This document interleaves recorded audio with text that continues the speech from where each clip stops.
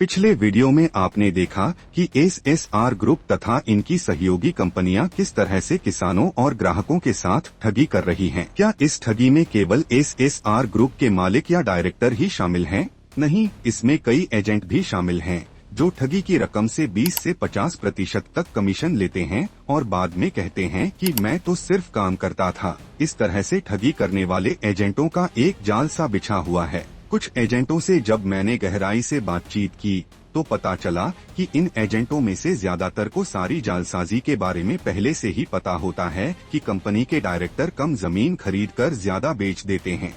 जो ज्यादा बेची जाने वाली जमीन की फर्जी रजिस्ट्री होती है। इसे एक उदाहरण से समझिए। जिला अलीगढ़, तहसील खैर, गांव मरोरगढ़ी में खसरा नंबर 39 अव में कुल जमीन 7380 मीटर थी, जिसमें से इसके एक हिस्सेदार कन्हैयालाल का आधा हिस्सा यानी 3690 मीटर था, जो एसएसआर ने खरीदा था। अब इस 3690 मीटर में से रोड के लिए भी जमीन छोड़ी गई, जिसमें लगभग 28% जमीन रोड में चली जाती है, यानी 1033 मीटर जमीन रोड में चली जाएगी। इसके बाद प्लॉटिंग के लिए बची जमीन 2657 मीटर ही रह जाती है, यानी इनके पास बेचने के लिए केवल 2657 मीटर जमीन थी। लेकिन इन्होंने बेची 9529 मीटर, यानी इन्होंने 5839 मीटर जमीन ज्यादा बेच दी। 5839 मीटर जमीन जालसाजी करके बेची गई, जिसका जमीन पर कोई अधिकार नहीं है। सभी जमीन खरीदारों के साथ कंपनी से ज्यादा दोषी वे एजेंट हैं, जिन्होंने अपने लालच के चक्कर में आपको फंसा दिया। कोई भी एजेंट अगर कंपनी की गलती बताता है तो सबसे पहले उस एजेंट के बैंक खाते का विवरण चेक कीजिए कि उसने आपके साथ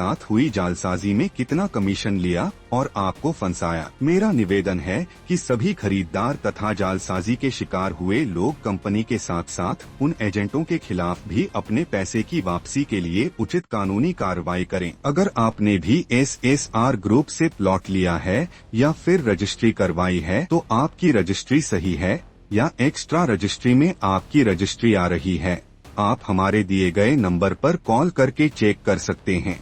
एसएसआर ग्रुप तथा अन्य कंपनियों के बारे में और अधिक जानकारी के लिए हमारे चैनल को सब्सक्राइब करें तथा दिए गए नंबर पर संपर्क करें।